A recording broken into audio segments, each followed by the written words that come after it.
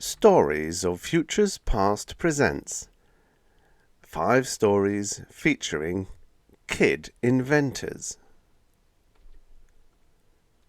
We Didn't Do Anything Wrong, Hardly, by Roger Kuykendall. People Soup by Alan Arkin. The Aggravation of Elmer by Robert Arthur. 7-Day Terror by R.A. Lafferty. A Mixture of Genius by Arnold. We Didn't Do Anything Wrong, Hardly, by Roger Kuykendall. Originally published in Astounding Science Fiction, May 1959. Narrated by Tom Trussel. I mean, it isn't like we swiped anything. We maybe borrowed a couple of things but gee, we put everything back like we found it, pretty near. Even like the compressor we got from Stinky Brinker that his old man wasn't using, and I traded my outboard motor for, my father made me trade back. But it was like Skinny said. You know, Skinny Thompson. He's the one you guys keep calling the boy genius, but shucks, he's no. Well, yeah, it's like Skinny said. We didn't need an outboard motor, and we did need a compressor. You've got to have a compressor on a spaceship, everybody knows that. And that old compression chamber that old man, Mr. Fields, let us use, didn't have a compressor. Sure, he said we could use it. Anyway, he said we could play with it, and Skinny said we were going to make a spaceship out of it, and he said, go ahead. Well, no, he didn't say it exactly like that. Like he didn't take it serious, sort of. Anyway, it made a swell spaceship. It had 4 portholes on it, and an airlock, and real bunks in it, and lots of room for all that stuff that Skinny put in there. But it didn't have a compressor, and that's why. What stuff? Oh, you know, the stuff that Skinny put in there, like the radar he made out of a TV set, and the anti-gravity, and the atomic power plant he invented to run it all with. He's awful smart, Skinny is. But he's not like what you think of a genius. You know, he's not all the time using big words, and he doesn't look like a genius. We call him Skinny because he used to be skinny. But he isn't now. He's maybe small for his age. Anyway, he's smaller than me, and I'm the same age as he is. Of course, I'm big for my age, so that doesn't mean much, does it? Well, I guess Stinker Brinker started it.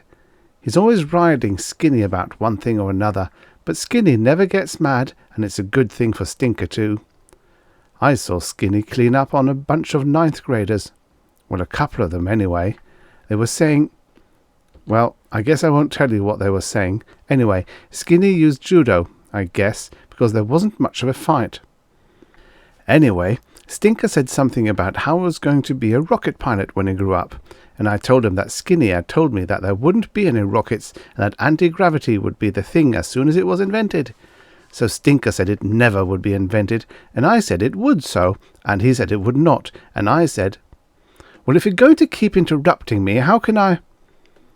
All right. Anyway, Skinny broke into the argument and said that he could prove mathematically that anti-gravity was possible, and Stinky said sure he could, and Skinny said sure he could, and Stinky said sure he could, like that. Honestly, is that any way to argue? It sounds like 2 people agreeing, only Stinky keeps going sure, like that, you know. And Stinky, what does he know about mathematics? He's had to take remedial arithmetic ever since... No, I don't understand how the anti-gravity works. Skinny told me, but it was something about meson flow and stuff like that I didn't understand. The atomic power plant made more sense. Where did we get that uranium? Gee, no, we couldn't afford uranium. So Skinny invented a hydrogen fusion plant. Anyone can make hydrogen.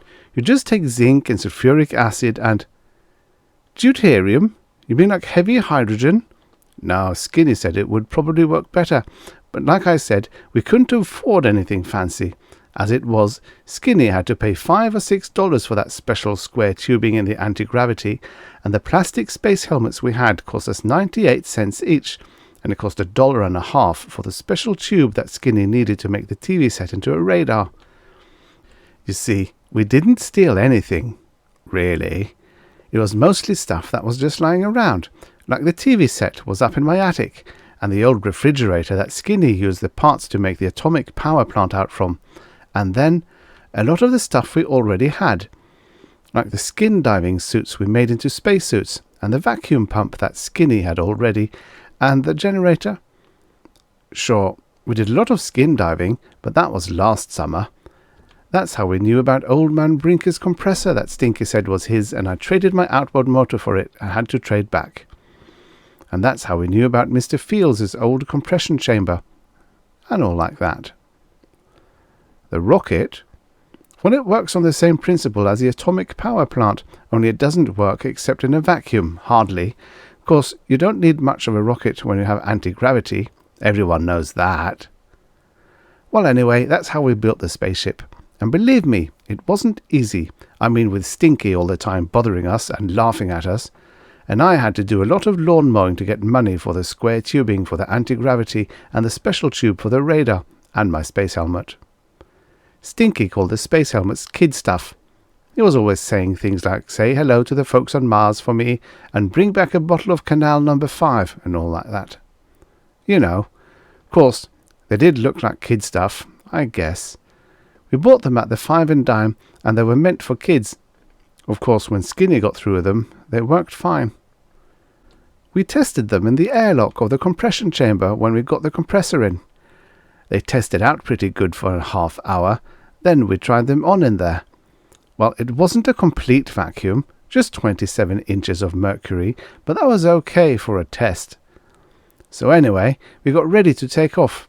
Stinky was there to watch, of course. He was saying things like, "Farewell, O brave pioneers," and stuff like that. I mean, it was enough to make you sick. He was standing there laughing and singing something like "Up in the air, Junior Birdman," but when we closed the airlock door, we couldn't hear him. Skinny started up the atomic power plant, and we could see Stinking laughing fit to kill. It takes a couple of minutes for it to warm up, you know. So Stinky started throwing rocks to attract our attention, and Skinny was scared that he'd crack a porthole or something, so he threw the switch and we took off. Boy, you should have seen Stinky's face. I mean, you really should have seen it. One minute he was laughing, you know, and the next minute he looked like a goldfish. I guess he always did look like a goldfish, but I mean even more like then. And he was getting smaller and smaller because we had taken off. We were gone pretty near 6 hours, and it was a good thing my mum made me take a lunch. Sure, I told her where we were going. Well, anyway, I told her we were maybe going to fly around the world in Skinny and my spaceship, and maybe go down to Carson's Pond. And she made me take a lunch and made me promise I wouldn't go swimming alone. And I sure didn't. But we did go around the world 3 or 4 times. I lost count. Anyway, that's when we saw the satellite. On radar. So Skinny pulled the spaceship over to it, and we got out and looked at it. The spacesuits worked fine too. Gosh, no, we didn't steal it or anything. Like Skinny said, it was just a menace to navigation, and the batteries were dead, and it wasn't working right anyway, so we tied it onto the spaceship and took it home. No, we had to tie it on top. It was too big to take inside with the antenna sticking out. Of course, we found out how to fold them later. Well, anyway, the next day, the Russians started squawking about a capitalist plot, and someone had swiped their satellite. Gee, I mean, with all the satellites up there, who'd miss just one? So I got worried that they'd find out we took it. Of course, I didn't need to worry because Stinky told them all right, just like a tattletale. So anyway, after Skinny got the batteries recharged, we put it back. And then when we landed, there were hundreds of people standing around, and Mr. Anderson from the State Department. I guess you know the rest. Except maybe Mr. Anderson started laughing when we told him, and he said it was the best joke on the Russians he had ever heard. I guess it is when you think about it. I mean, the Russians complaining about somebody swiping their satellite, and then the State Department answering a couple of kids borrowed it, but they put it back. One thing that bothers me, though, we didn't put it back exactly the way we found it, but I guess it doesn't matter. You see, when we put it back, We goofed a little. I mean, we put it back in the same orbit, more or less, but we got it going in the wrong direction. The end. Subscribe for your daily stories of futures past. And now, for the next story. People Soup by Alan Arkin. Originally published in Galaxy magazine, November 1958. Narrated by Tom Trussel. Bonnie came home from school and found her brother in the kitchen, doing something important at the sink. She knew it was important, because he was making a mess and talking to himself. The sink drain was loaded down with open soda bottles, a sack of flour, cornmeal, dog biscuits, molasses, bromo seltzer, a tin of sardines, and a box of soap chips. The floor was covered with drippings, and every cupboard in the kitchen was open. At the moment, Bonnie's brother was putting all his energy into shaking a plastic juicer that was half filled with an ominous-looking, frothy mixture. Bonnie waited for a moment, keeping well out of range, and then said, "Hi, Bob." "Hello," he answered, without looking up. "Where's Mum? Shopping?" Bonnie inched a little closer. "What you doing, Bob?" she asked. "Nothing." "Can I watch?" "No." Bonnie took this as a cue to advance 2 cautious steps. She knew from experience how close she could approach her brother when he was being creative, and still maintain a peaceful neutrality. Bob slopped a cupful of ketchup into the juicer, added a can of powdered mustard, a drop of milk, 6 aspirin, and a piece of chewing gum, being careful to spill a part of each package used. Bonnie moved in a bit closer. "Are you making another experiment?" she asked. "Who wants to know?" Bob answered, in his mad scientist voice, as he swaggered over to the refrigerator and took out an egg, some old bacon fat, a capsuled vitamin pin, yesterday's jello, and a bottle of clam juice. "Me wants to know," said Bonnie, picking up an apple that had rolled out of the refrigerator and fallen on the floor. "Why should I tell you?" "I have a quarter." "Where'd you get it?" "Mum gave it to me." "If you give it to me, I'll tell you what I'm doing." "It's not worth it." "I'll let you be my assistant, too." "Still not worth it." "For 10 cents?"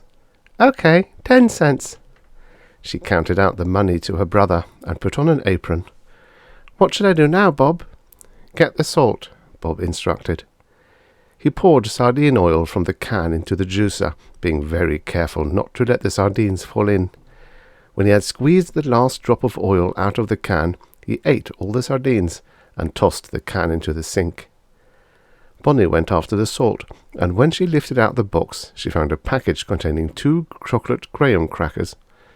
"Mum has a new hiding place, Bob," she announced. Bob looked up. "Where is it?" "Behind the salt." "What did you find there?" 2 chocolate grahams." Bobby held out his hand, accepted one of the crackers without thanks, and proceeded to crumble the whole thing into his concoction, not even stopping to lick the chocolate off his hands. Bonnie frowned in disbelief. She had never seen such self-sacrifice. The act made her aware, for the first time, of the immense significance of the experiment. She dropped her quarrel completely and walked over to the sink to get a good look at what was being done. All she saw in the sink was a wadded, wet cornflake box, the empty sardine tin, and spillings from the juicer, which by this time was beginning to take on a distinctive and unpleasant odour. Bob gave Bonnie the job of adding 7 pinches of salt and some cocoa to the concoction. "What's it going to be, Bob?" she asked, blending the cocoa on her hands into a yellow corduroy skirt. "Stuff," Bob answered, unbending a little. "Government stuff?" "Nope." "Spaceship stuff?" "Nope." "Medicine?" "Nope." "I give up." "It's animal serum," Bob said, sliced his thumb on the sardine can, glanced unemotionally at the cut, ignored it. "What's animal serum, Bob?" "It's certain properties without which the universe in eternity regards for human beings." "Oh," Bonnie said. She took off her apron and sat down at the other end of the kitchen. The smell from the juicer was beginning to reach her stomach. Bobby combed the kitchen for something else to throw into his concoction and came up with some oregano and liquid garlic. "I guess this is about it," he said. He poured the garlic and the oregano into his juicer, put the lid on, shook it furiously for a minute, and then emptied the contents into a deep pot. "What are you doing now, Bob?" Bonnie asked. "You have to cook it for 7 minutes. Bobby lit the stove, put a cover on the pot, set the timer for 10 minutes, and left the room. Bonnie tagged after him, and the two of them got involved in a rough game of basketball in the living room. "Bing!" said the timer. Bob dropped the basketball on Bonnie's head and ran back into the kitchen. "It's all done," he said, and took the cover off the pot. Only his dedication to his work kept him from showing the discomfort he felt with the smell that the pot gave forth. "Phew!" said Bonnie. "What do we do with it now? Throw it out?" "No, stupid. We have to stir it till it cools and then drink it." "Drink it?" Bonnie wrinkled her nose. "How come we have to drink it?" Bobby said, "Because that's what you do with experiments, stupid." "But, Bob, it smells like garbage." "Medicine smells worse, and it makes you healthy," Bob said, while stirring the pot with an old wooden spoon. Bonnie held her nose, stood on tiptoe, and looked in at the cooking solution. "Will this make us healthy?" "Maybe." Bob kept stirring. "What will it do?" "You'll see." Bob took 2 clean dish towels, draped them around the pot, and carried it over to the Formica kitchen table. In the process, he managed to dip both towels in the mixture and burn his already sliced thumb. One plastic handle of the pot was still smouldering from being too near the fire, but none of these things seemed to have the slightest effect on him. He put the pot down in the middle of the table and stared at it, chin in hand. Bonnie plopped down opposite him, put her chin in her hands, and asked, "We have to drink that stuff?" "Yep." "Who has to drink it first?" Bob made no sign of having heard. "I thought so," said Bonnie. Still no comment. "What if it kills me?" Bobby spoke by raising his whole head and keeping his jaw stationary in his hands. "How can it hurt you? There's nothing but pure food in there." Bonnie also sat and stared. "How much of that stuff do I have to drink?" "Just a little bit. Stick one finger in and lick it off." Bonnie pointed a cautious finger at the tarry-looking brew and slowly immersed it until it barely covered the nail. "Is that enough?" "Plenty," said Bob in a judicious tone. Bonnie took a finger out of the pot and stared at it for a moment. "What if I get sick?" "You can't get sick. There's aspirin and vitamins in it too." Bonnie sighed and wrinkled her nose. "Well, here goes," she said. She licked off a little bit. Bob watched her with his television version of a scientific look. "How do you feel?" he inquired. Bonnie answered, "It's not so bad once it goes down. You can taste the chocolate graham cracker." Bonnie was really enjoying the attention. "Hey," she said, "I'm starting to get a funny feeling in my—" And, before she could finish the sentence, there was a loud pop. Bob's face registered extreme disappointment. She sat quite still for a moment and then said, "What happened?" "You've turned into a chicken." The little bird lifted its wings and looked down at itself. "How come I'm a chicken, Bob?" it said, cocking its head to one side and staring at him with its left eye. "Ah, nuts," he explained. "I expected you to be more of a pigeon thing." Bob mulled over the ingredients of his stew to see what went wrong. The chicken hopped around on the chair on one leg, flapped its wings experimentally, and found itself on the kitchen table. It walked to the far corner and peered into a small mirror that hung on the side of the sink cabinet. "I'm a pretty ugly chicken boy," it said.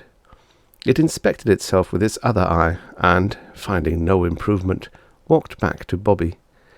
"I don't like to be a chicken, Bob," it said. "Why not? What does it feel like?" "It feels skinny, and I can't see so good." "How else does it feel?" "That's all how it feels. Make me stop being it." "First, tell me better what it's like." I told you already. Make me stop being it. What are you afraid of? Why don't you see what it's like first, before you change back? This is a valuable experience. The chicken tried to put its hands on its hips, but could find neither hips nor hands. You better change me back, boy, it said, and gave Bob the left-eye glare. Will you stop being stupid and just see what it's like first? Bob was finding it difficult to understand her lack of curiosity. Wait till Mum sees what an ugly mess I am, boy. Will you ever get it? Bonnie was trying very hard to see Bob with both eyes at once, which was impossible. You're a sissy, Bonnie. You ruined the opportunity of a lifetime. I'm disgusted with you. Bob dipped his forefinger in the serum and held it toward the chicken.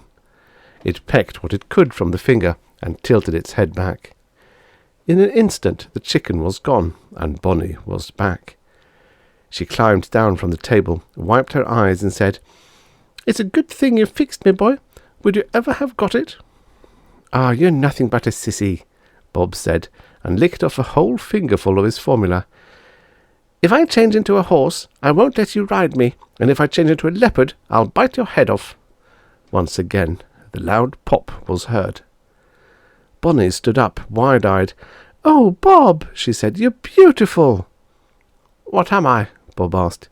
You're a beautiful St. Bernard, Bob. Let's go show Melissa and Chuck. A St. Bernard? The animal looked disgusted.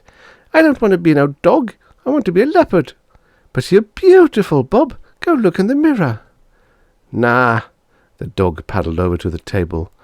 What are you going to do, Bob? I'm going to try it again. The dog put its front paws on the table, knocked over the serum, and lapped up some as it dripped on the floor. Pop went the serum, taking effect. Bobby remained on all fours and kept on lapping. Pop went the serum again. What am I now? He asked. You're still a St. Bernard, said Bonnie. The devil with it, then, said the dog. Let's forget all about it. The dog took one last lap of serum. Pop!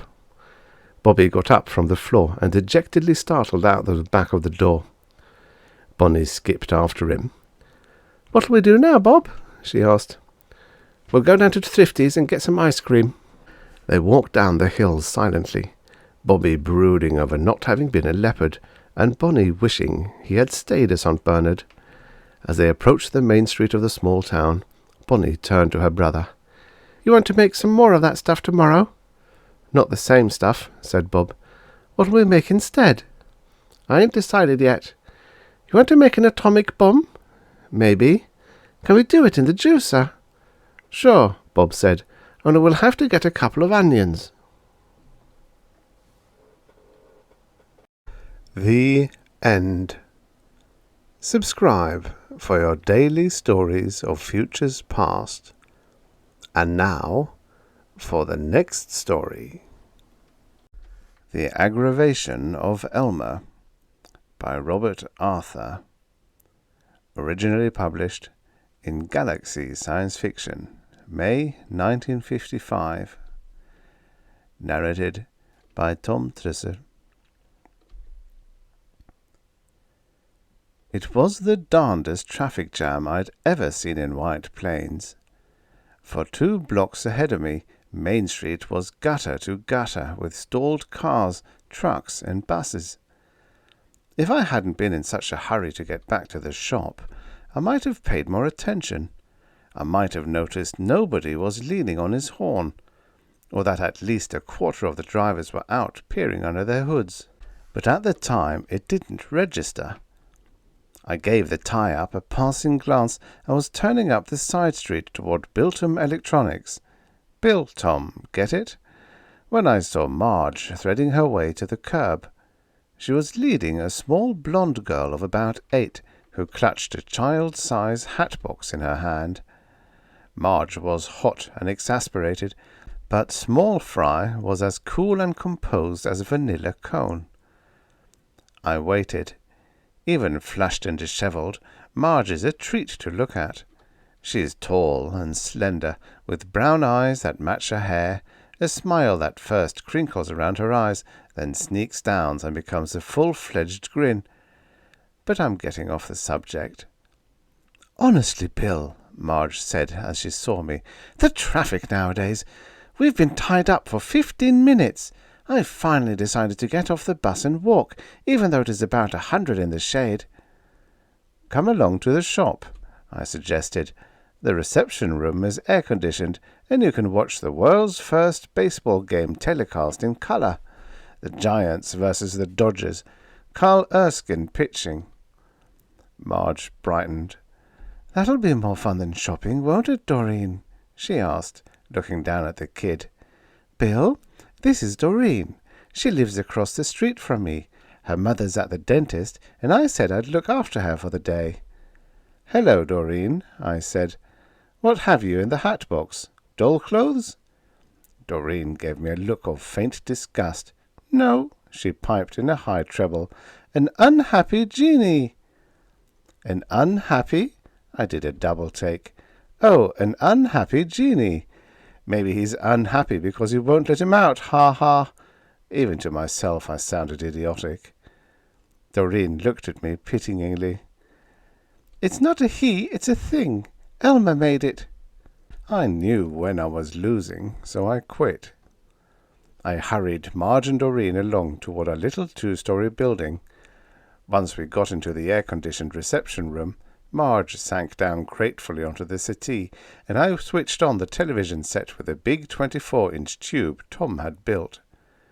Biltom Electronics makes TV components, computer parts, things like that. Tom Kennedy is the brains. Me, Bill Rawlins, I do the legwork and tend to the business details. "It's uncanny the way all those cars suddenly stopped when our bus broke down," Marge said as we waited for the picture to come on. "Any day now this civilization of ours will get so complicated a bus breaking down someplace will bring the whole thing to a halt. Then where will we be?"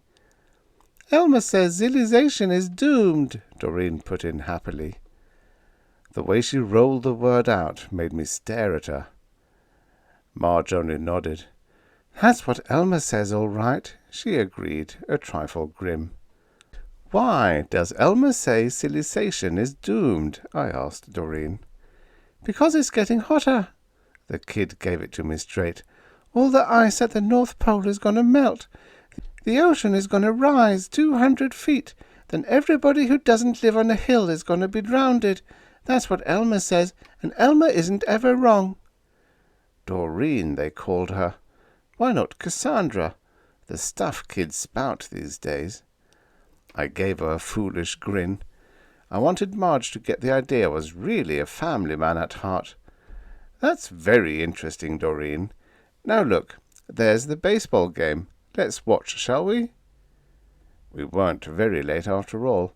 It was the top half of the second inning, the score 1-1, Erskine in trouble with 2 men on and only 1 down. The colours were beautiful. Marge and I were just settling back to watch when Doreen wrinkled her nose. "I saw that game yesterday," she announced.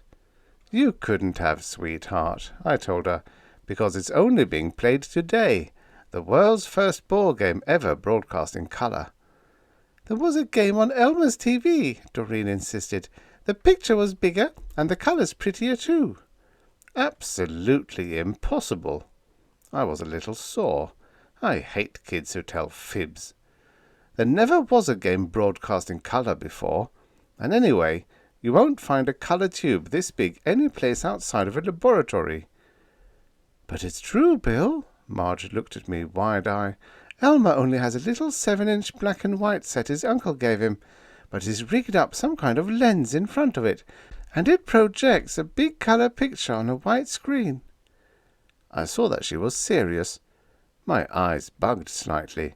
"Listen," I said, "who is this Elmer character? I want to meet him." "He's my cousin from South America," Doreen answered.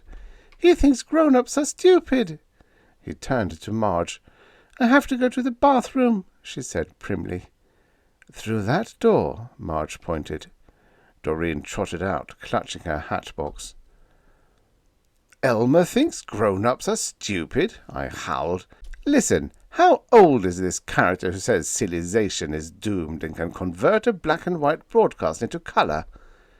"He's 13, Marge told me. I goggled at her. 13, she repeated. His father is some South American scientist. His mother died 10 years ago. I sat down beside her. I lit a cigarette. My hands were shaking. Tell me about him. All about him. Why, I don't know very much, Marge said. Last year Elmer was sick, some tropic disease. His father sent him up here to recuperate. Now Alice, that's his aunt, Doreen's mother, is at her wit's end. He makes her so nervous. I lit another cigarette before I realized I already had one. And he invents things? A boy genius? Young Tom Edison and all that? Marge frowned. I suppose you could say that, she conceded. He has the garage full of stuff he's made, or bought with the allowance his father sends him. And if you come within 10 feet of it without permission, you get an electric shock right out of thin air. But that's only part of it. She gave a helpless gesture. It's Elmer's effect on everybody. Everybody over 15, that is. He sits there, a little dark, squinched-up kid wearing thick glasses and talking about how climactic changes inside 50 years will flood half the world, cause the collapse of civilization. Wait a minute, I cut in. Scientists seem to think that's possible in a few thousand years, not 50. Elmer says 50, Marge stated flatly. From the way he talks, I suspect he's figured out a way to speed things up and is going to try it some day just to see if it works. Meanwhile, he fools around out there in the garage, sneering about the billions of dollars spent to develop color TV. He says his lens will turn any ordinary broadcast into color for about $25. He says it's typical of the muddled thinking of our so-called scientists, I'm quoting now, to do everything backward and overlook fundamental principles. Brother, I said. Doreen came trotting back in then, with her hatbox. I'm tired of that game, she said, giving the TV set a bored glance. And as she said it, the tube went dark. The sound cut off. Damn, I swore. Must be a power failure. I grabbed the phone and jiggled the hook. No dice. The phone was dead too. You're funny, Doreen giggled. It's just the unhappy genie, see? She flicked over the catch on the hatbox. And the picture came back on. The sound started up. Swings and misses for strike 2. The air conditioner began to hum. Marge and I stared, mouths open, wide. You did that, Doreen? I asked it very carefully. You made the television stop and start again? The unhappy genie did, Doreen told me, like this. She flicked the catch back. The TV picture blacked out. The sound stopped in the middle of a word. The air conditioner whispered into silence. Then she flipped the catch the other way. Fouls the second ball into the screen, the announcer said. Picture okay, air conditioner operating, everything normal, except my pulse and respiration. Doreen, sweetheart, I took a step toward her. What's in that box? What is an unhappy genie? Not unhappy. You know how scornful an 8-year-old can be. Well, she was. Unhappen. It makes things unhappen. Anything that works by electricity. It stops. Elmer calls it his unhappen genie, just for fun. Oh, now I get it, I said brightly. It makes electricity not work. Unhappen. Like television sets and air conditioners and automobiles and bus engines. Doreen giggled. Marge sat bolt upright. Doreen, you caused that traffic jam? You and that gadget of Elmer's? Doreen nodded. It made all the automobile engines stop, just like Elmer said. Elmer's never wrong. Marge looked at me. I looked at Marge. A field of some kind, I said. A field that prevents an electric current from flowing, meaning no combustion motor using an electric spark can operate. No electric motors, no telephones, no radio or TV. "Is that important?" Marge asked. "Important?" I yelled. "Think of the possibilities just as a weapon. You could blank out a whole nation's transportation, its communications, its industry."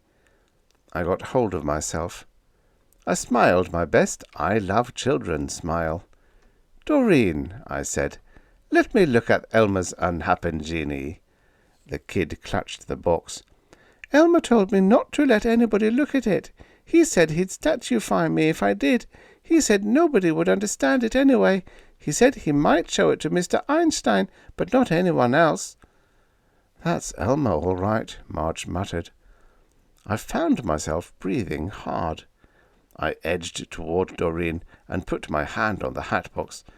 "Just one quick look, Doreen," I said. "No one will ever know." She didn't answer, just pulled the box away. I pulled it back. She pulled. I pulled. "Bill?" Marge called warningly. Too late. The lid of the hatbox came off in my hands. There was a bright flash, the smell of insulation burning, and the unhappened genie fell out and scattered all over the floor. Doreen looked smug. "Now Elmer will be angry at you. Maybe he'll disintegrate you, or paralyze you, or statuefy you, forever." "He might at that, Bill," Marge shuddered. "I wouldn't put anything past him." I wasn't listening. I was scrambling after the mess of tubes, condensers, and power packs scattered over the rug. Some of them were still wired together, but most of them had broken loose. Elmer was certainly one heck of a sloppy workman. Hadn't even soldered the connections, just twisted the wires together. I looked at the stuff in my hands. It made as much sense as a radio run over by a truck. "We'll take it back to Elmer," I told Doreen, speaking very carefully. "I'll give him lots of money to build another. He can come down here and use our shop. We have lots of nice equipment he'd like." Doreen tossed her head. "I don't think he'll want her. He'll be mad at you. Anyway, Elmer is busy working on Aggravation now." "That's for sure," Marge said in heartfelt tones. "Aggravation, eh?" I grinned like an idiot. "Well, well, I'll bet he's good at it. But let's go see him right away." "Bill," Marge signaled me to one side. "Maybe you'd better not try to see Elmer," she whispered. "I mean, if he can build a thing like this in his garage, maybe he can build a disintegrator or a paralysis ray or something. There's no use taking chances." "You read too many comics," I laughed it off. "He's only a kid, isn't he? What do you think he is, a Superman?" "Yes," Marge said flatly. "Look, Marge," I said in feverish excitement. "I've got to talk to Elmer. I've got to get the rights to that TV color lens and this electricity interrupter and anything else he may have developed." Marge kept trying to protest, but I simply grabbed her and Doreen and hustled them out to my car. Doreen lived in a wooded, hilly section a little north of White Plains. I made it in 10 minutes. Marge had said Elmer worked in the garage.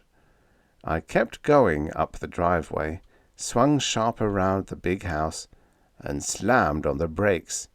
Marge screamed. We skidded to a stop with our front end hanging over what looked like a bomb crater in the middle of the driveway. I swallowed my heart down again while I backed away fast. We had almost plunged into a hole 40 feet across and 20 feet deep in the middle. The hole was perfectly round, like a half-section of a grapefruit.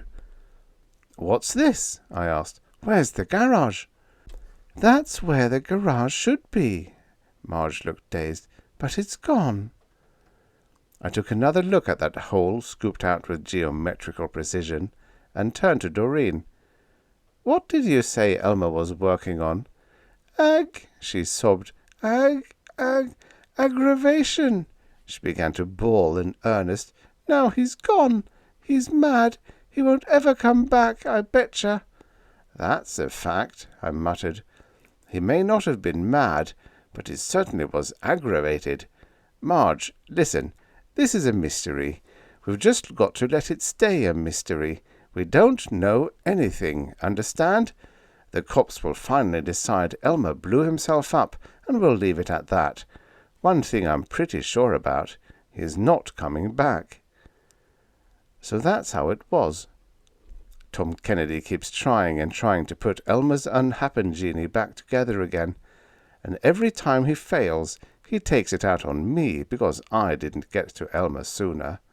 But you can see perfectly well he's way off base, trying to make out I could have done a thing to prevent what happened. Is it my fault if the dumb kid didn't know enough to take the proper precautions when he decided to develop anti-gravitation, and got shot off, garage and all, someplace into outer space? What do they teach kids nowadays, anyway? The end. Subscribe for your daily stories of futures past. And now, for the next story.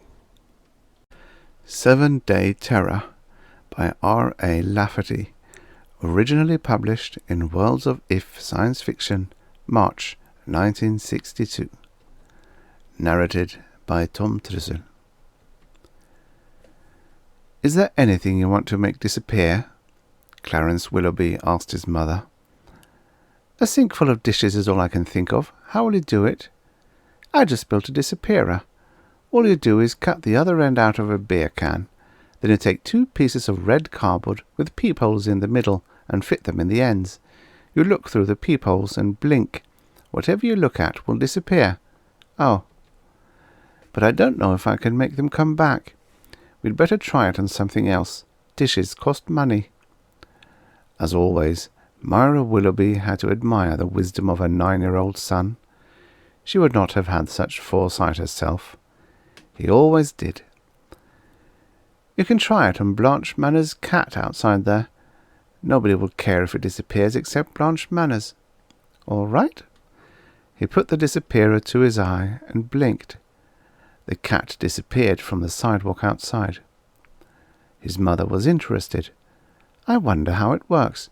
Do you know how it works?" "Yes. You take a beer can with both ends cut out and put in 2 pieces of cardboard. Then you blink." "Never mind. Take it outside and play with it. You hadn't better make anything disappear in here till I think about this." But when he had gone, his mother was oddly disturbed. "I wonder if I have a precocious child. Why, there's lots of grown people who wouldn't know how to make a disappearer that would work. I wonder if Blanche Manners would miss her cat very much." Clarence went down to the Plugged Nickel, a pothouse on the corner. "Do you have anything you want to make disappear, Nokomis?" "Only my paunch." "If I make it disappear, it'll leave a hole in you and you'll bleed to death." "That's right, I would.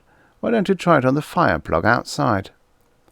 This, in a way, was one of the happiest afternoons ever in the neighbourhood. The children came from blocks around to play in the flooded streets and gutters, and if some of them drowned, and we don't say that they did drown, in the flood, and brother, it was a flood. Why, you'd have to expect things like that. The fire engines, whoever heard of calling fire engines to put out a flood, were apparatus deep in the water. The policemen and ambulance men wandered around wet and bewildered. "Resuscitator, resuscitator, anybody want a resuscitator?" chanted Clarissa Willoughby. "Oh, shut up," said the ambulance attendants. Nokomis, the barman in the Plugged Nickel, called Clarence aside.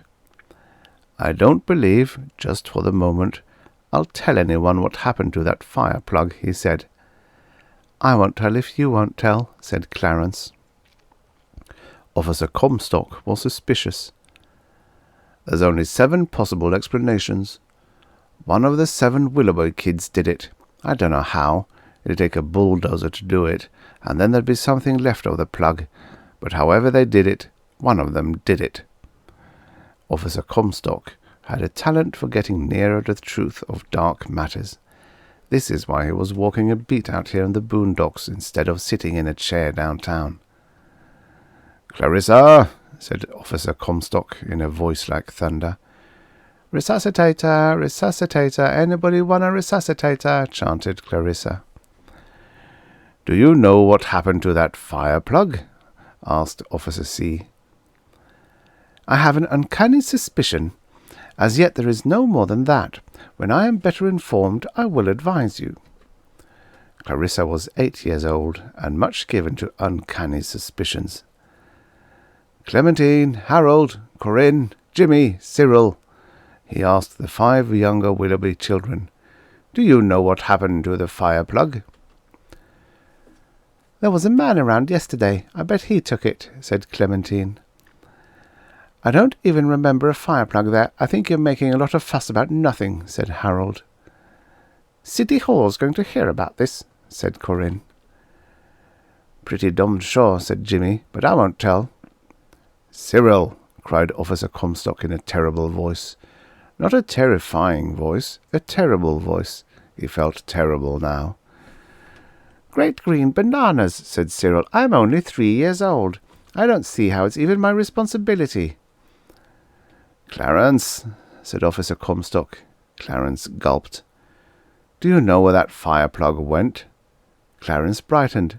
"No, sir, I don't know where it went." A bunch of smart Alecs from the water department came out and shut off the water for a few blocks around and put some kind of cap on in place of the fire plug. "This sure is going to be a funny-sounding report," said one of them. Officer Comstock walked away discouraged. "Don't bother me, Miss Manners," he said. "I don't know where to look for your cat. I don't even know where to look for a fire plug." "I have an idea," said Clarissa, "that when you find the cat, you will find the fire plug at the same place. As yet, it is only an idea." Ozzie Murphy wore a little hat on the top of his head. Clarence pointed his weapon and winked. The hat was no longer there, but a little trickle of blood was running down the pate. "I don't believe I'd play with that any more," said Nokomis. "Who's playing?" said Clarence. "This is for real." This was the beginning of the 7-day terror in the heretofore obscure neighbourhood. Trees disappeared from the parkings. Lamp-posts were as though they had never been. Wally Waldorf drove home, got out, slammed the door of his car, and there was no car. As George Mullendorf came up the walk to his house, his dog Pete ran to meet him and took a flying leap to his arms. The dog left the sidewalk, but something happened. The dog was gone, and only a bark lingered for a moment in the puzzled air. But the worst were the fire plugs. The second plug was installed the morning after the disappearance of the first. In 8 minutes it was gone, and the floodwaters returned.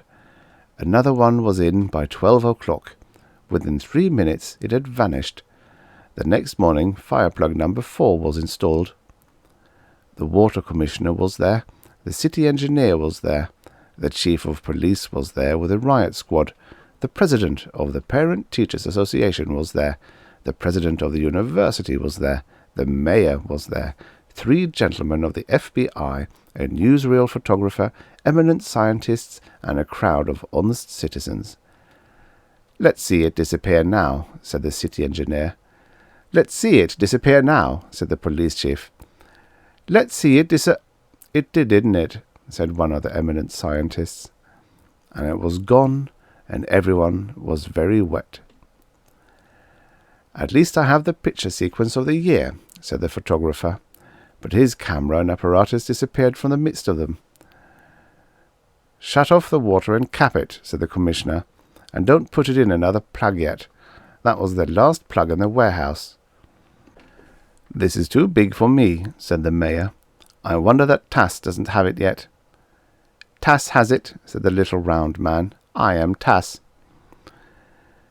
"If all of you gentlemen will come into the Plugged Nickel," said Nokomis, "and try one of our new fire hydrant highballs, you will all be happier.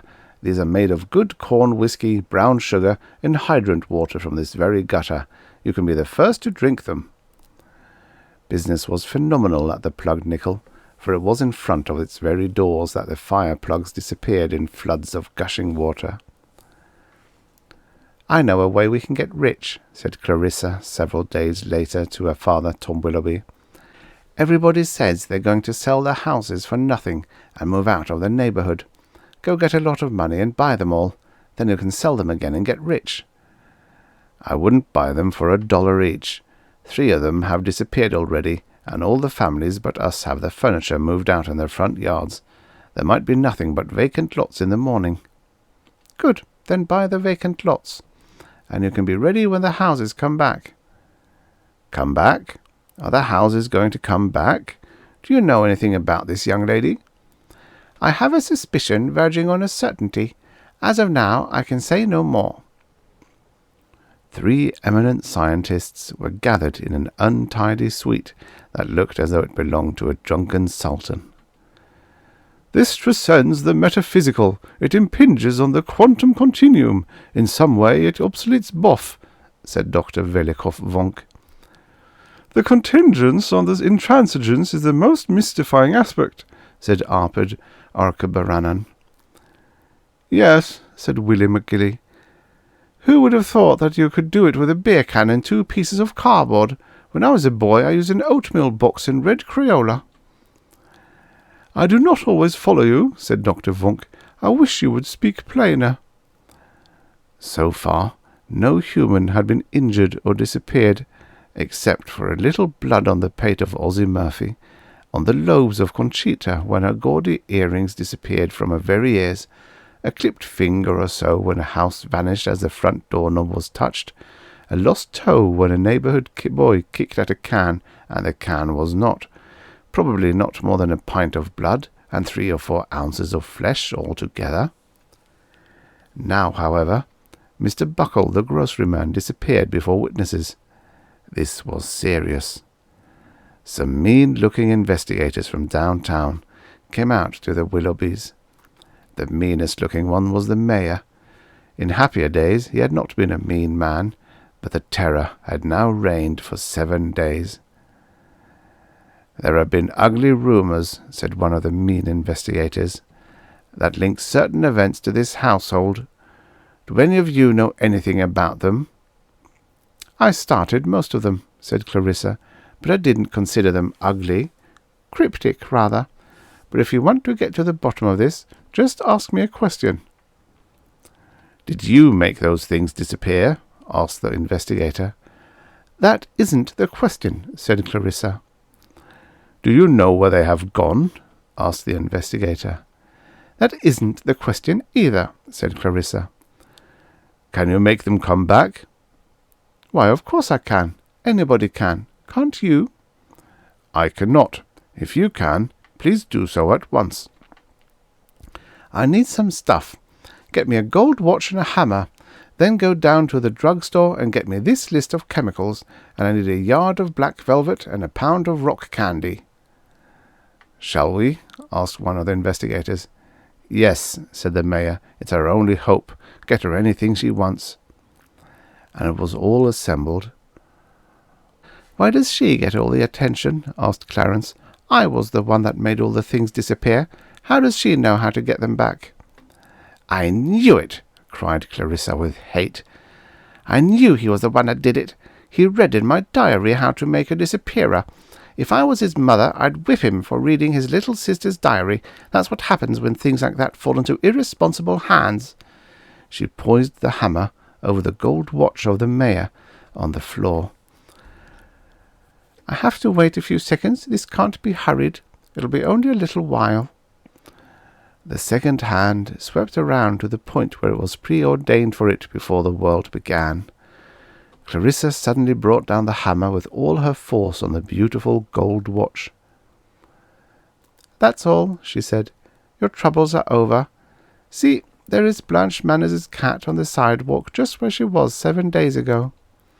And the cat was back. "Now let's go down to the plugged nickel and watch the fire plug come back." They had only a few minutes to wait. It came from nowhere and clanged into the street like a sign and a witness. "Now I predict," said Clarissa, "that every single object will return exactly 7 days from the time of its disappearance." The 7-day terror had ended. the objects began to reappear. "How?" asked the mayor. "Did you know they would come back in 7 days?" "Because it was a 7-day disappearer that Clarence made. I also know how to make a 9-day, a 13-day, a 27-day, and an 11-year disappearer. I was going to make a 13-day one, but for that you have to colour the ends with the blood from a little boy's heart, and Cyril cried every time I tried to make a good cut." "You really know how to make all of these?" "Yes, but I shudder if the knowledge should ever come into unauthorized hands." "I shudder too, Clarissa. But tell me, why did you want the chemicals?" "For my chemistry set." "And the black velvet?" "For doll dresses." "And the pound of rock candy?" "How did you ever get to be mayor of this town if you have to ask questions like that? What do you think I wanted the rock candy for?" "One last question," said the mayor. "Why did you smash my gold watch with a hammer?" "Oh," said Clarissa, "that was for dramatic effect." The End. Subscribe for your daily stories of futures past. And now, for the next story. A Mixture of Genius by Arnold Castle. Originally published in If, Worlds of Science Fiction, June 1958. Narrated by Tom Trussel. The sleek transcontinental airliner settled onto one of the maze of runways that was Stevenson Airport. With its turbojets fading into a dense roar, it taxied across the field toward the central building. Inside the plane, a red light went off. Senator Vance Duran unhooked the seat belt, reached for his briefcase, and stepped into the crowded aisle. The other passengers were all strangers, which had meant that for nearly an hour he had been able to give his full attention to the several hundred pages of proposed legislation and reports presented to the Committee on Extraterrestrial Development, of which he was chairman. But now there would be reporters, local political pleaders, the dinner at the governor's, and the inevitable unexpected interruptions which were a part of every trip home. As he strode through the door and onto the mobile escalator, he donned his smile of tempered confidence in the economic future of the nation.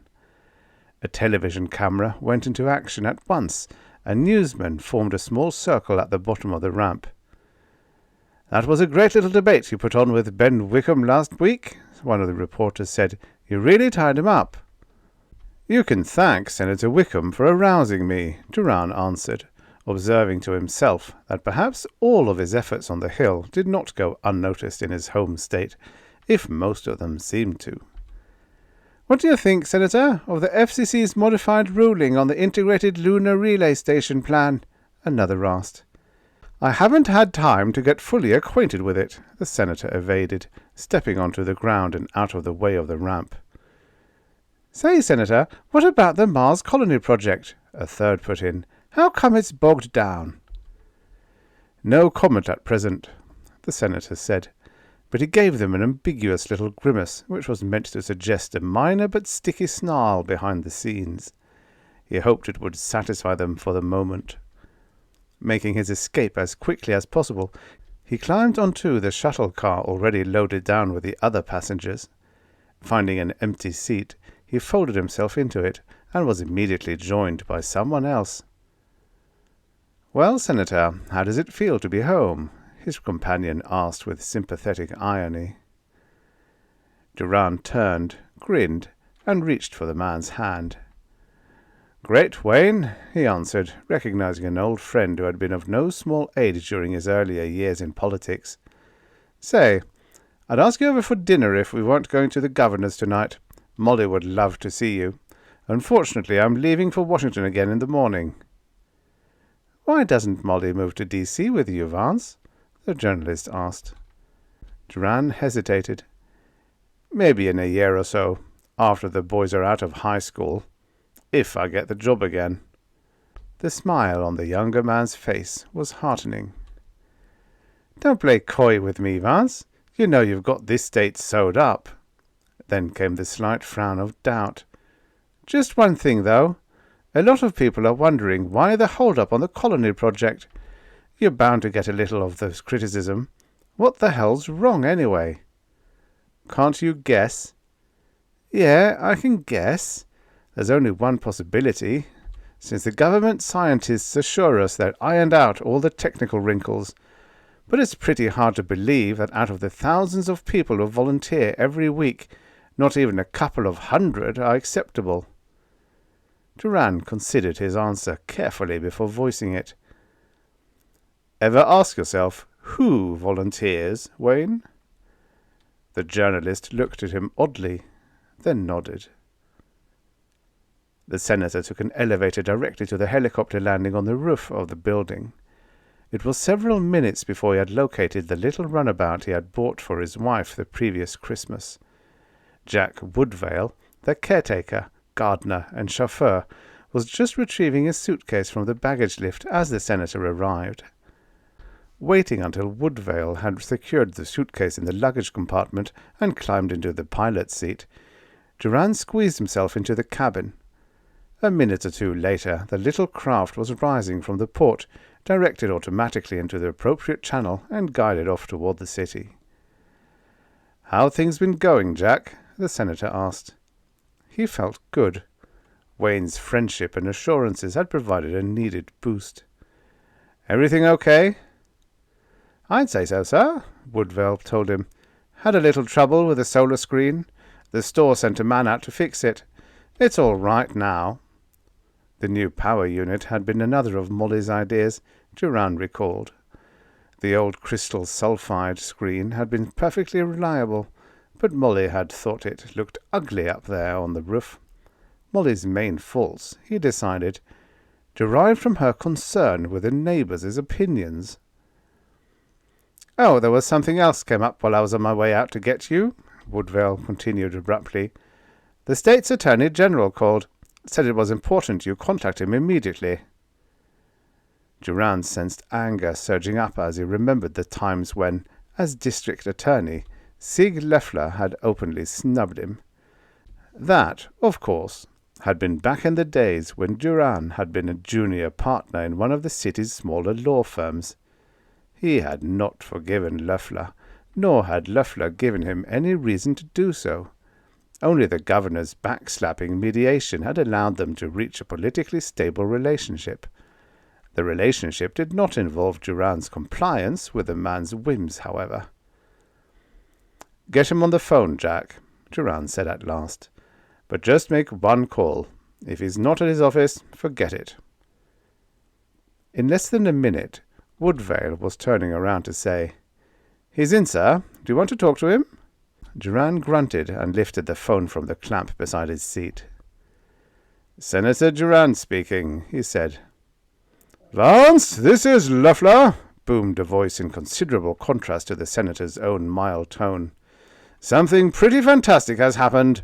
We're trying to keep it quiet, at least until we decide on what action to take. But if you can make it over here sometime this evening, I'll tell you the story.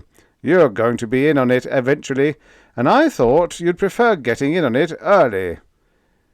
Durand had intended quite bluntly to explain that he had more important business, but there was something compelling about the man's apparently ingenious urgency that caused the senator to change his mind. "Okay, Leffler, I'll be right over." He broke the contact and told Woodvale to dial his home number. "Ernie, this is Dad," he said at the sound of his youngest son's voice. "Tell Mother I'm going to stop off at the Attorney General's office." "That's right. But that I'll be home in plenty of time to get ready for the dinner." "Got that?" "That's right. How's school?" "Something wrong?" "Okay, son, I'll see you later." Ernie had said that everything was all right, but with an uneasiness in the way he spoke. Grades, maybe, Durand thought. The boy had been doing pretty well, almost as well as Roger, but was showing the inevitable adolescent ramifications of interest. Durand found himself musing briefly upon his own youthful extracurricular forays up the tree of knowledge, and sighed. "Go to the Capitol building, Jack," he said. "Which port should I use, sir?" the younger man asked. "The official one," Durand told him. This was Loeffler's idea.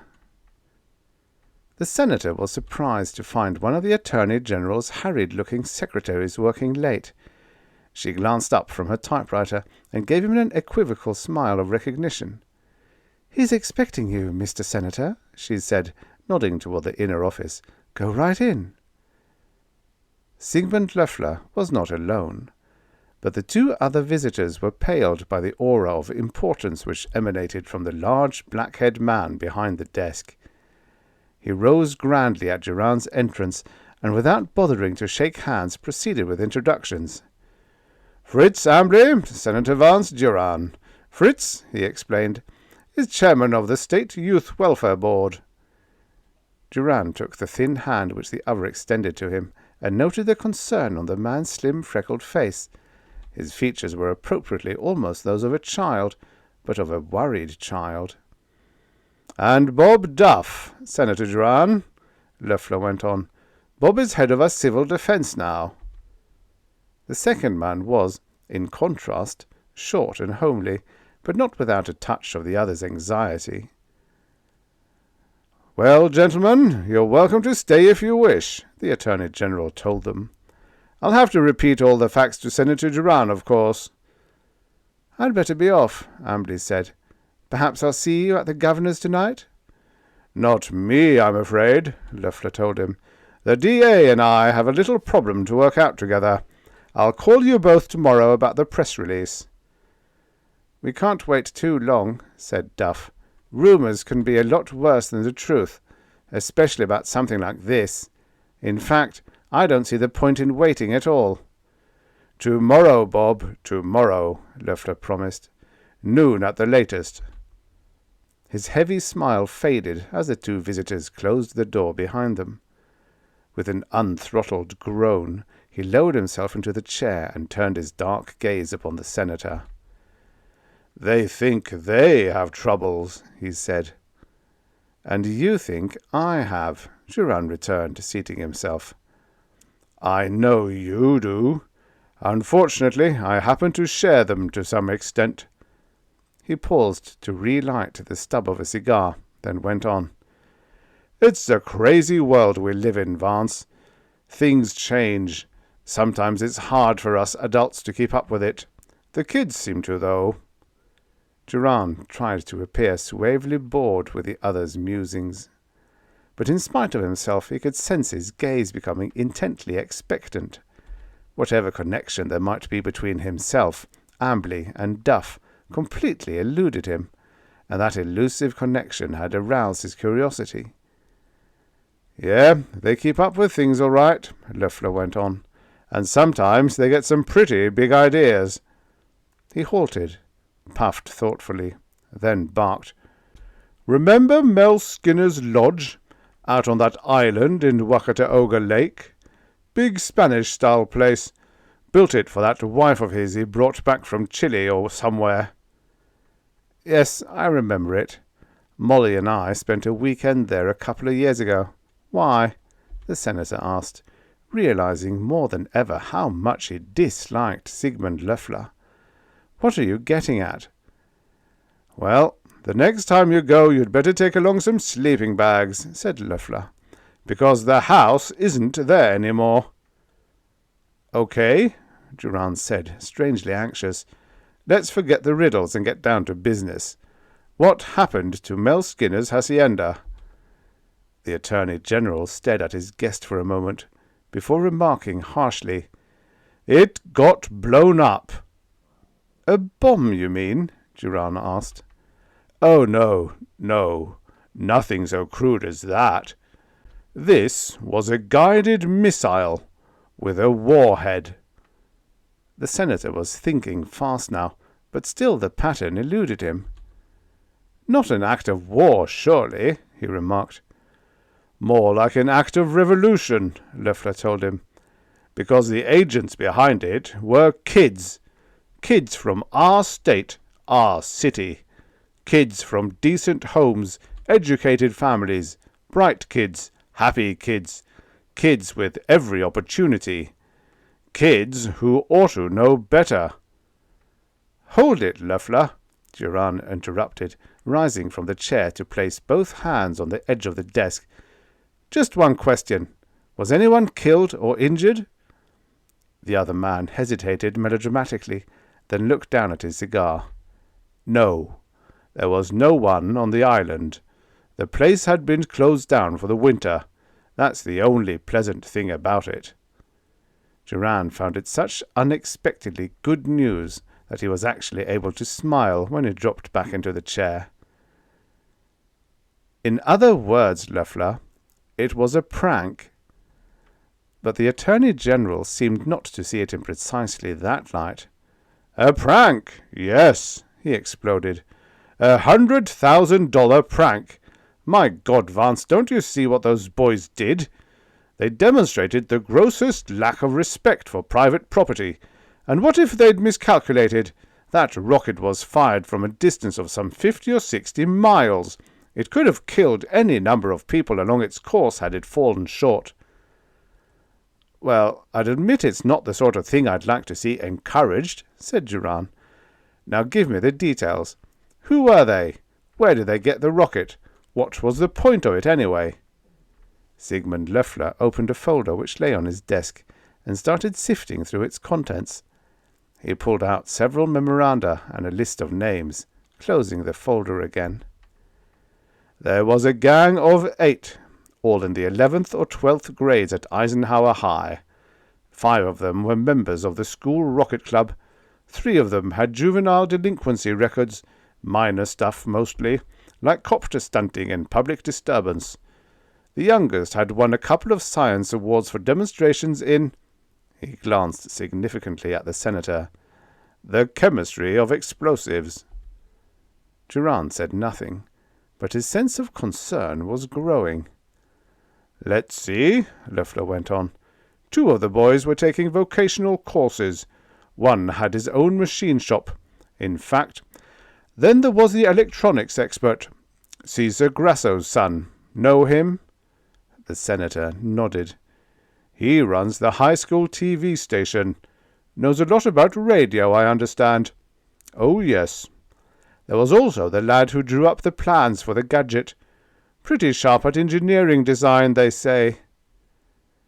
Duran peered numbly across the desk at the grim-faced official.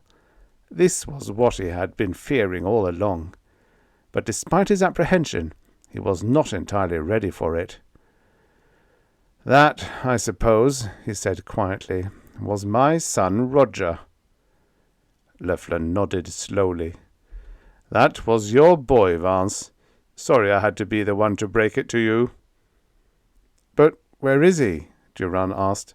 "And does Molly know about it?"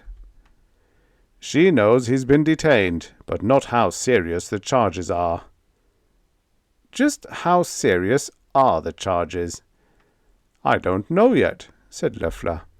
"That's not really my province, of course," said Loeffler. "But the problem is complicated by the fact that Lake Wakataoga is state property, with the island merely leased to Skinner." Duran fumbled through his pockets for his cigarettes. He found them and lit one. "When did this happen?" he asked, aware that the painfully tangled knot in his stomach was beginning to untie itself. "This afternoon, about 1:30. A couple of guys fishing on the lake saw the explosion and called the local civil defense headquarters. They claimed they heard the rocket fall.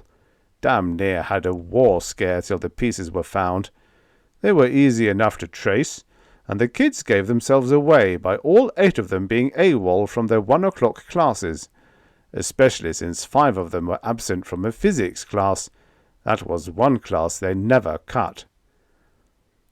"I don't see how they managed to go all the way through with it without someone finding out," Duran said bewilderedly. "I know," agreed Loeffler, nodding. "That's the way we all felt. But they admit doing it. Hell, they're proud of it. And we found the shed when the thing was assembled." I don't suppose they offered any motive, Durand said. Oh, sure.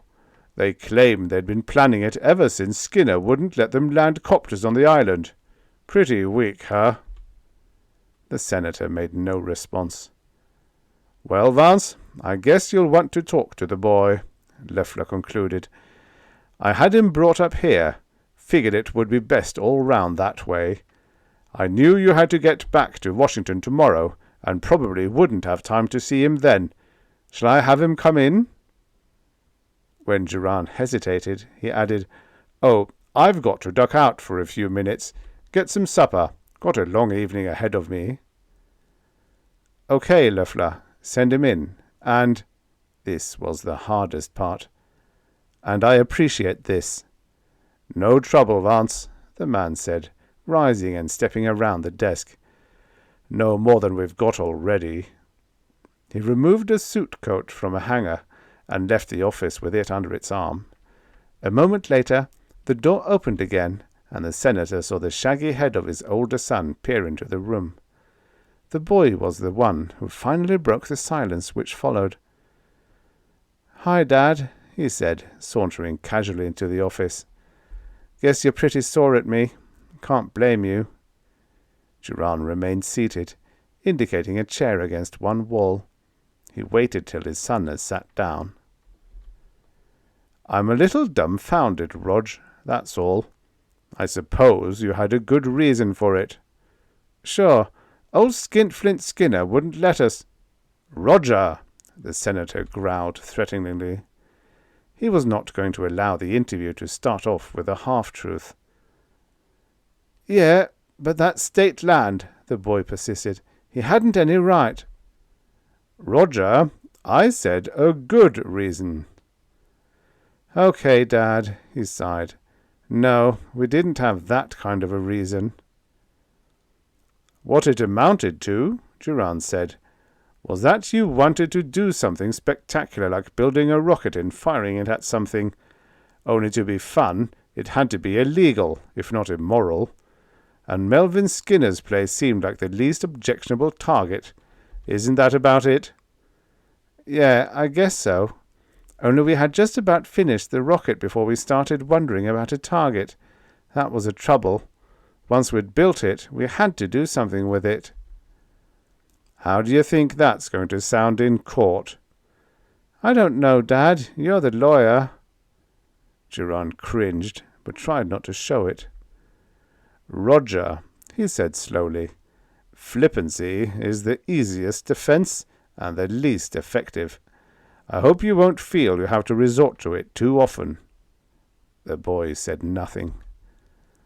Well, tell me about it, his father suggested, sensing his son's isolation.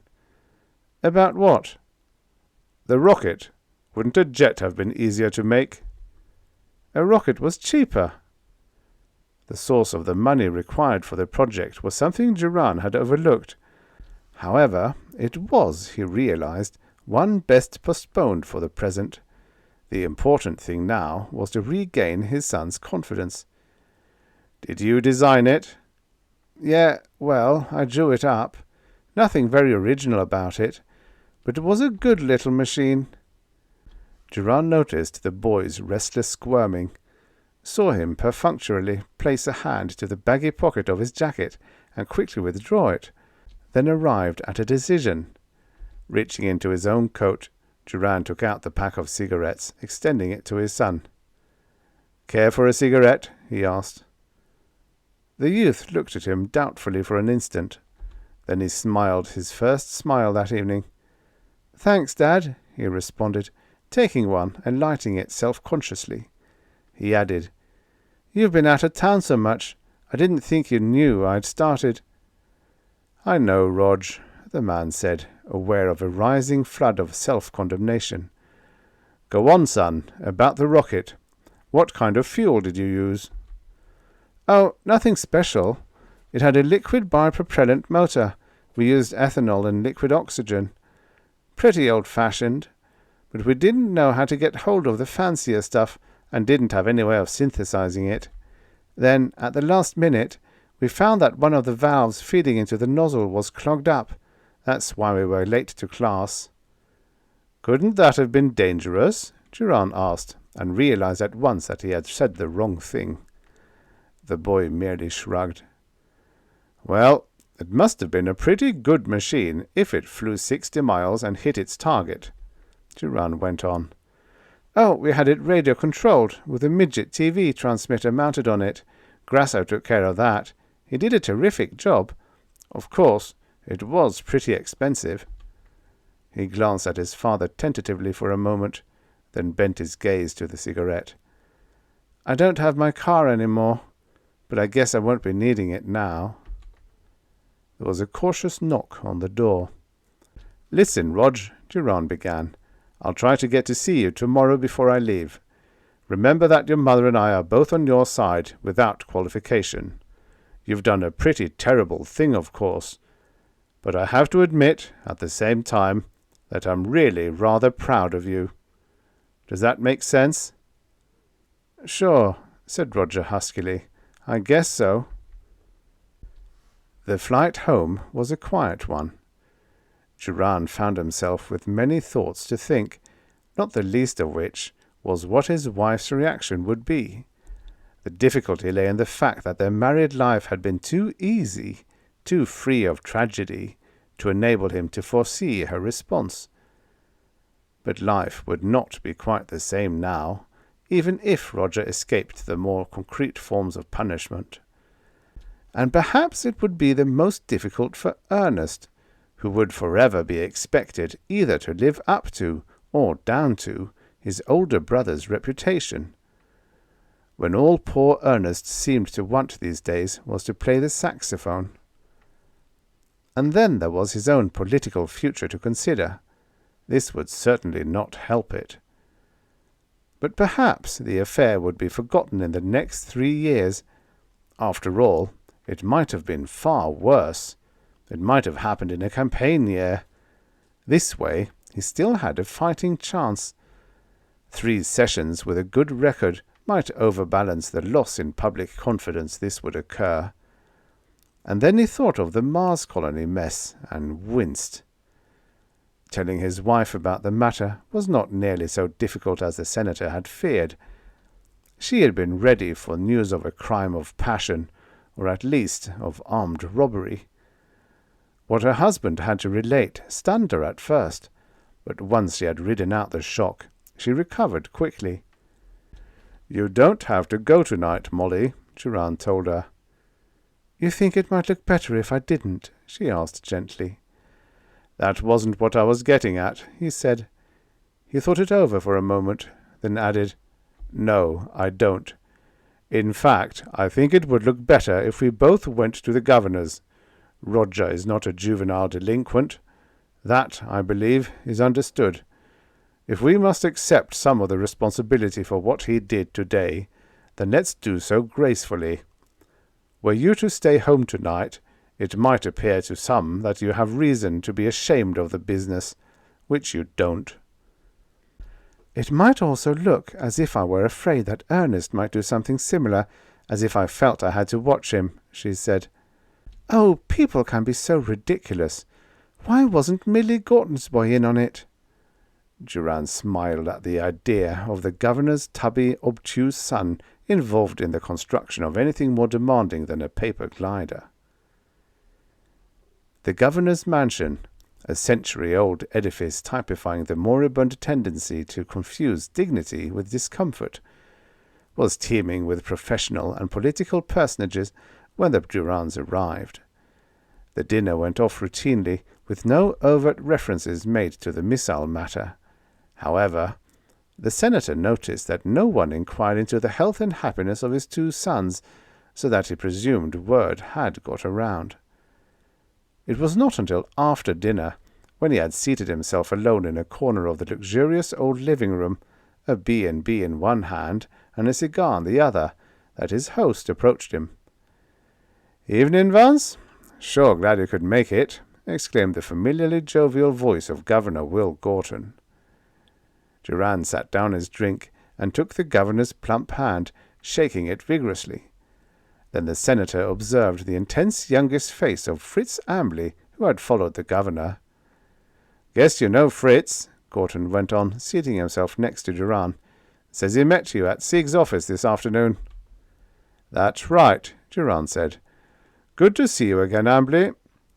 The Youth Welfare Board chairman nodded affably and took the remaining chair. His look of concern had mellowed somewhat with the evening, but the pale closed eyes remained set in an expression of aggressive earnestness. "How's Roger?" Gorton asked after a moment's silence. "As normal as ever," said Duran, unprepared for the question. Then, slyly, he added, "Thanks for talking Loeffler into letting me see him." "Well, Sieg agreed it was the only thing to do after I told him you would be leaving for Washington again tomorrow," the governor said. Duran grinned wryly. It had been a guess, but a good one, and Loeffler's having passed the interview off as a personal favour put their relationship back into its proper perspective. "Well, what's to be done about the boys? They're all under 18, I suppose." "That's right," Gorton said. "It's entirely a matter for the juvenile authority. At least we're going to try to keep it there. But there's more to it than that, which is why Fritz is here. He has something on his mind which he thinks is pretty important. I do too." "You see, Senator," said Ambly, coming in promptly on his cue, "it's this way. If the case were an isolated one, it would be easy enough for us to deal with, but it's part of a pattern which few people have yet noticed. Let me cite several other similar incidents. Perhaps you read about the group of 50 teenage copter jockeys who decided to hold a transcontinental scavenger hunt. Ignoring all air traffic regulations, they managed to run up the magnificent total of 17 collisions and 32 casualties." "Hear about that one, Vance?" the governor asked, his earlier festiveness gone. "Yes, I think I saw something about it," Duran said. "It was pretty unfortunate, but—" "And then there was the case of the promising young New England biologist who was discovered to have evolved a particularly deadly strain of bacteria, which he had been toting around with him in an aspirin bottle," Ambly went on, his thin hands clasped tightly in front of him. "Of course, at the age of 16, one perhaps can't be expected to foresee all of the possible consequences. So let us consider the two 17-year-olds who caused something of a sensation in Florida when they used the Bransky-Baker method of genetic exchange to breed a quite fabulous species of winged alligator. Several of these so-called alley bats escaped into the Everglades, but it is doubted that they will be able to reproduce themselves. At least, there is some doubt." The senator reached for his drink and sipped it thoughtfully. He was beginning to see Roger's gang's misadventure in a new light. But it was an unfamiliar light, one that would take him a while to become accustomed to.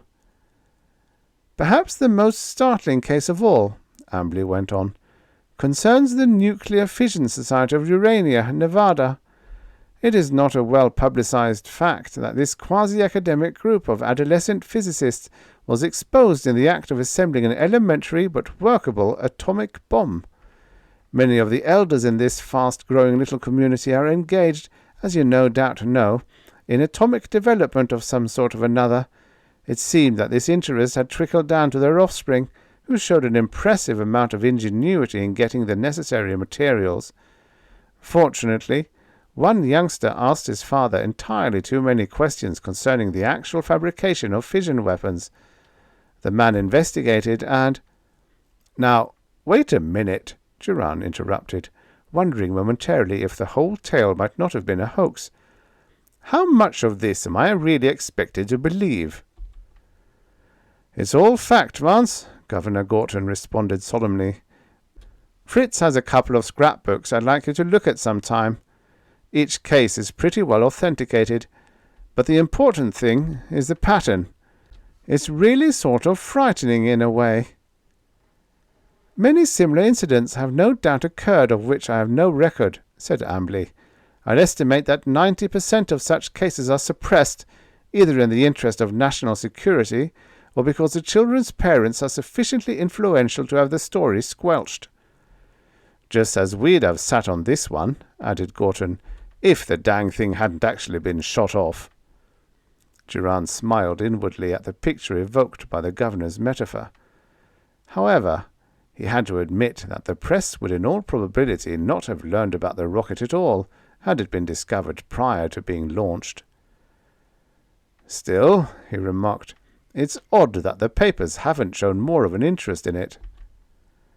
I wrote an article on the subject some time ago, Ambly told him, but was never able to get it published. It seems that people, for the most part, are more interested in the traditional sordid, sensational type of juvenile delinquency, whereas this is something different, something unique. It isn't the result of poverty or broken homes, ignorance or twisted personalities. This is a mixture of genius, knowledge, restlessness, and something else I don't think we understand. What do you suggest be done about it? Durand asked. Well, the first step, said Ambly, is to get Congress to recognize the problem for what it is, and even that won't be easy. That's where you're supposed to come in, the governor said, grinning a little guiltily. Fritz has been trying to get me to talk to you about it for some months. I've got to admit, though, that the business this afternoon involving your son was what finally convinced me you might be sold. I'm sold, Will, Durand told him. But what's the solution? We can't supervise the activities of every kid in the country with an IQ above 110. Anyway, they're too limited as it is. That, it seems to me, is part of the trouble, and we can't hold their parents accountable. Responsibility has to be an individual matter. So what's the solution? Governor Gorton raised a quizzical eyebrow at Fritz Ambly, who in turn merely shrugged. The senator glanced at each of them, then down at his drink. So there isn't one, he said. Whatever it is, said Ambly, it won't be simple or painless. There's only one such solution, and that's the time-honored technique of letting them grow into maturity. And even that is far from painless and simple to those doing the growing, nor is it always the solution. Yet you're convinced this, the senator paused briefly, phenomenon constitutes a danger to the nation. Ambly merely smiled, but very, very grimly. Well, think it over, Vance, the governor said, getting to his feet. Say, there are a couple of hydroponics men here somewhere who are pretty interested in meeting you. You've heard of Van Neef Industries. He's one of 'em. So much for the welfare of the nation, Durand thought with a taste of bitterness. Now back to politics. But he finished off his drink and put out a cigar, and rose to follow the governor. Politics, after all, was the reason he had come.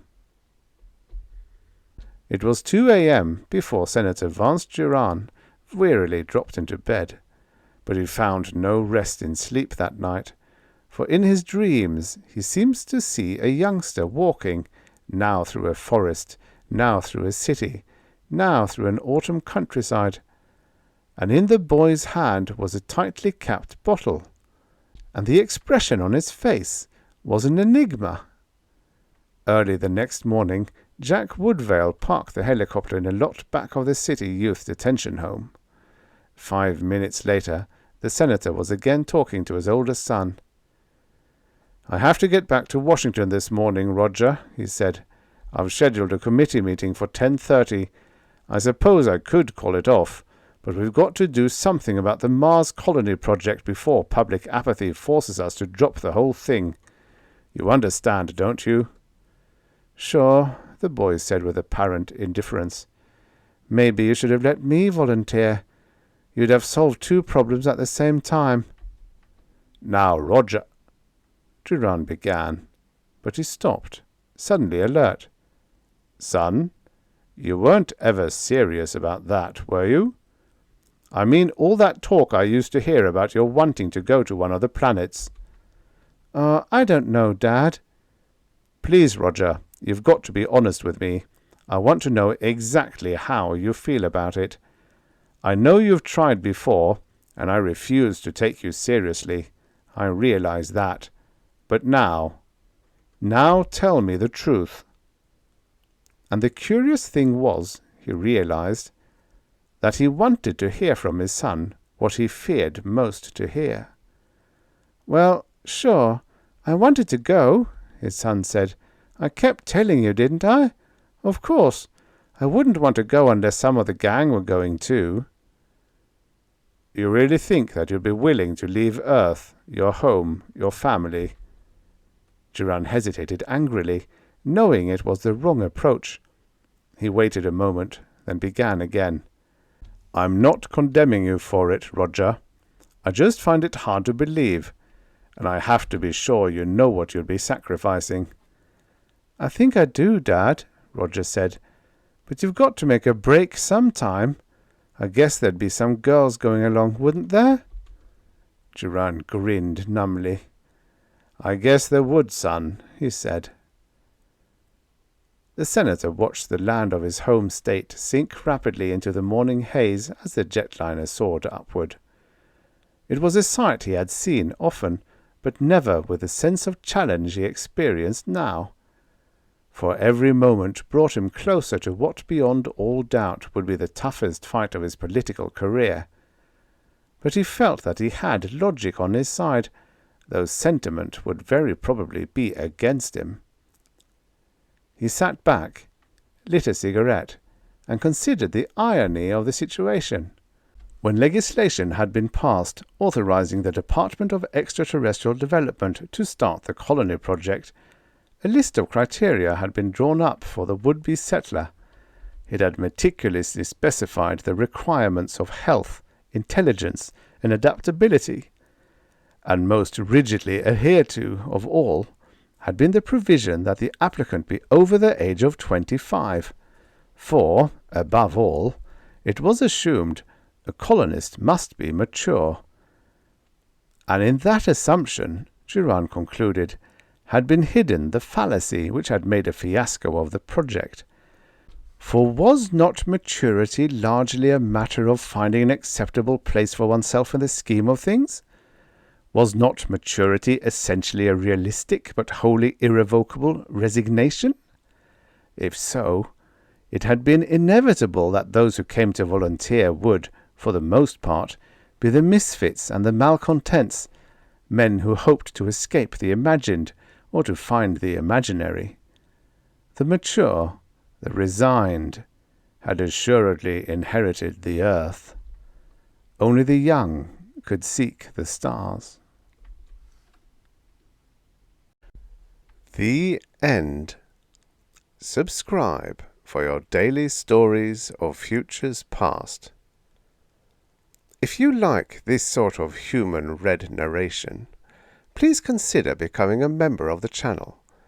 Members not only get rid of some of their unwanted money, but also may access the stories a whole week before everyone else. And that's it, really. Oh yes, the stories are and will remain AI-free. And free of charge, of course.